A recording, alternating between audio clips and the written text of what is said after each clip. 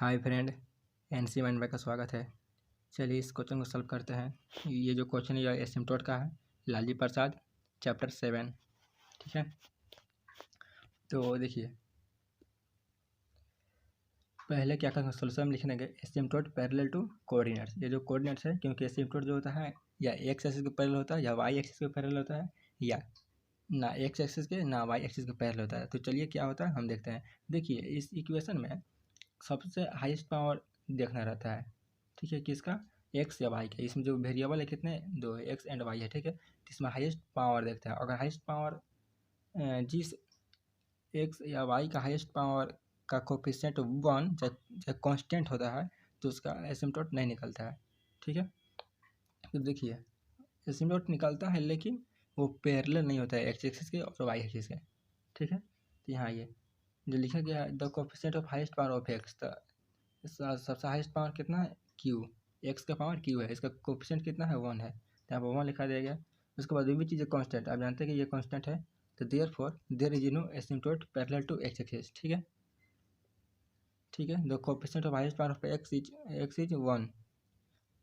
Highest power का coefficient कितना है? 1 है, जो कांस्टेंट है, इसलिए ये एसिम्प्टोट होगा वो पैरेलल नहीं होगा किसके? एक्स एक्सिस के। ठीक है, आगे चलते हैं। The coefficient of highest power similar देखते हैं। The coefficient of highest power of Y के लिए भी देखेंगे। और वाई का पावर कितना है? क्यू। इसका कोफिशिएंट कितना है? 1। क्योंकि कोफिशिएंट 1 कोफिशिएंट कांस्टेंट नहीं होना चाहिए। ठीक है, और कांस्टेंट रहेगा तो वो पैरेलल नहीं होता है, एसिम्प्टोट पैरेलल नहीं होता है वाई एक्सिस के। देखिए यहाँ पर लिखा गया the coefficient of highest power of y is 1 which is a constant, therefore there is no asymptote parallel to y axis. समझ गया? तो देखिए कोई भी एसिम्प्टोट अगर एक्स एक्सिस या वाई एक्सिस के पैरेलल नहीं होता है तो कैसे निकालते हैं? उसके लिए ऑब्लिक लगाते हैं, ऑब्लिक एसिम्प्टोट। ठीक है, यहाँ देखिए फ्रॉम ऑब्लिक एसिम्प्टोट लिख दिया। ऑब्लिक एसिम्प्टोट के लिए क्या करते हैं? ये कितने डिग्री का है इक्वेशन? 3 डिग्री का। ठीक है, तो क्या करते हैं? Phi three m equal to, देखिए यहाँ ऑब्लिक एसिम्प्टोट है जिसके लिए पुट करना पड़ता है एक्स इक्वल टू 1 और वाई बराबर एम। ठीक है, तो वाई थ्री देखिए, वाई थ्री मतलब पावर क्यू वाला। जहाँ जहाँ इसमें क्यू है वहाँ पर क्या कीजिए, एक्स की जगह पर 1 लिखिए और वाई की जगह पर वाई लिखिए। तो क्या होगा? ये एक्स क्यू है और वाई क्यू, बस यही तो है दो टर्म क्यू के रूप में। तो एक्स को 1 पुट कीजिए और वाई को, इस वाई को उठाकर इसमें पुट कर दीजिए, तो कितना हो जाएगा? M q. तो 1 प्लस एम क्यू आ गया। तो इसका डिफ्रेंशिएट कितना हो जाएगा? 5-QM3M²। ठीक है, अब देखिए अब 2 वाला भी फाइंड करेंगे। 5-2M, 2 मतलब 2 डिग्री वाला। तो 2 डिग्री वाला कौन है इसमें?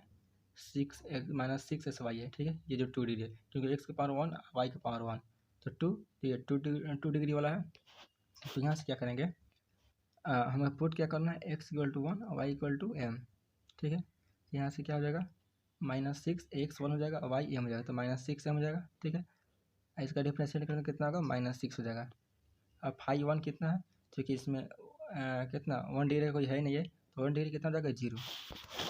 ठीक है, यहाँ देखिए, तो उसके पहले क्या करते हैं, आप तो जानते नहीं कि एसिम्प्टोट का इक्वेशन क्या होगा, तो मानना पड़ता है। क्योंकि एसिम्प्टोट जो होता है वो स्ट्रेट लाइन ही होता है जो कर्व को इन्फिनिटी पे टच करता है। ठीक है, तो देखिए यहाँ करते हैं let the equation of asymptote is y equal to m x plus c. ठीक है, एम एक्स प्लस सी, इसको 1 मान लीजिए इक्वेशन। ठीक है, 1 मान लिए। अब क्या करेंगे, since the slope of the asymptote is, asymptote का स्लोप कैसे निकलता है, या एम जो है, एम कैसे निकलता है? जो 5-3M है इसको 0 कर दीजिए तो निकल जाएगा। तो क्या किया, 5-3M इक्वल टू 0 कर दिए हैं। तो 5-3M किसके इक्वल है? 1 प्लस एम क्यू। तो 1 plus m q equal to 0। तो यहाँ से क्या निकल जाएगा? 1 plus m q equal to 0। तो एक आप पढ़ रहे हैं ए क्यू और प्लस बी क्यू। फॉर्मूला कितना होता है? ए प्लस बी प्लस, कितना होता है? A plus b into a square minus a b plus b square. यह होता है क्या? A cube plus b cube. ठीक है, उस तरह से ये लिखें 1 प्लस एम क्यू का फॉर्मूला कितना है? M plus 1 into m square minus m plus 1 बराबर 0। तो यहाँ देखिए इसके इक्वल 0 की जगह तो एम माइनस 1 हो जाएगा, और इसके इक्वल की जाएगा by quadratic equation, quadratic equation से। ठीक है, तो कितना कितना था क्वाड्रेटिक इक्वेशन?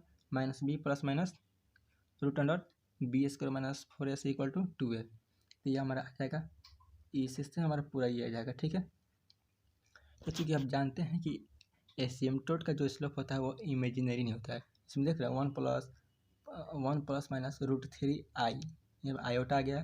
तो चूँकि इमेजिनरी नहीं होता है, इमेजिनरी स्लोप नहीं होता है किसका, एसिम्पटोट का। ठीक है, तो इसको हटा देंगे, तो यहाँ पर कितना हो जाएगा, तो इसलिए लिख देंगे no imaginary slope asymptote, therefore then slope क्या हो जाएगा, m = -1 हो जाएगा। तो चूँकि जब a मालूम चलेगी तो सी फाइंड करता है। सी कितना होता है आपको याद होगा, -5n-1 m upon 5-n m। तो देखिए माइनस तो माइनस, 5n कितना, n मतलब किस डिग्री का इक्वेशन, हाईएस्ट डिग्री 3, तो 3-1 अपॉन 5 या कितना n 3m लिख दिए। ठीक है, यहाँ पे लिख दिए। देखिए तो 3 में से 1 गया 2, तो -5/m आ जाएगा। ये जो डेरिवेटिव आप किए थे 5-3, तो यहाँ पर तो लिख भी किए। उसके बाद क्या कीजिए, उसके बाद देखिए दिखा दे रहे हैं यहाँ पर, आप क्या किए हैं, देखिए ये 5-2m है, ये 5-2m कहाँ है, यहाँ पर है, देख रहे हैं -6m। अच्छा कि पहले से -6 है यहाँ पर, तो माइनस इंटू -6m हो गया। और ये जो 5-3m है, तो 5-3m कहाँ निकालें, 3m², तो 3m² हो गया। तो आप कांट छाट कीजिएगा तो 2/m आएगा। और चूँकि m किसके इक्वल है, -1 के, तो m = -1। ठीक है, -1 आ गया। उसके बाद now value of m and c put in किस में, इस इक्वेशन 1 में। ठीक है, 1 पुट कीजिएगा तो आपको मिलेगा, then we get the equation of asymptote are y = कितना है, mx + c है। तो m चूँकि -1 है, x तो x है, और c कितना आया था हमारा, c -2। तो यहाँ पुट कीजिएगा तो हमारे एसिम्पटोट का इक्वेशन निकल जाएगा, जो कि रियल होगा, क्योंकि इमेजिनरी तो होता नहीं एसिम्पटोट का स्लोप, इसलिए इमेजिनरी होगा नहीं, बस क्या होगा, 1 रियल होगा। ठीक है, आई होप आप